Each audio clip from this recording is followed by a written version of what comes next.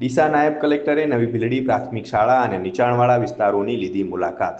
ચોમાસા દરમિયાન ગામના નીચાણવાળા વિસ્તારોમાં પાણી ભરાવાની વર્ષો જૂની ગંભીર સમસ્યાના કાયમી ઉકેલ માટે ડીસાના નાયબ કલેક્ટરે ઉચ્ચ અધિકારીઓ સાથે રૂબરૂ સ્થળ મુલાકાત લીધી છે।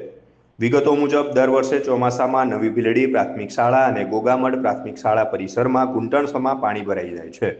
આ પાણી ભરાવાના કારણે માસૂમ વિદ્યાર્થીઓને ભણતર છોડીને 3 થી 4 દિવસ સુધી ફરજિયાત રજા રાખવાની નોબત આવે છે। આ ગંભીર જનસમસ્યાને ધ્યાનમાં રાખીને નાયબ કલેક્ટરે national highway authority of India સંબંધિત પ્રશ્નો અને વરસાદી પાણીના નિકાલની વ્યવસ્થાનું બારીકાઈથી નિરીક્ષણ કર્યું હતું।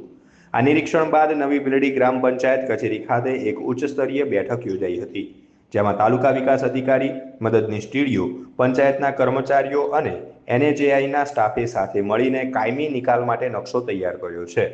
નાયબ કલેક્ટરે આ સમસ્યાનો આ ચોમાસા પહેલા જ ઉકેલ લાવવા માટે ગ્રામ પંચાયત અને NHAIને જરૂરી અને કડક સૂચનાઓ આપી છે।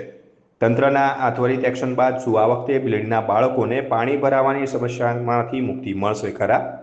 એ તો જોવાનું જ રહ્યું।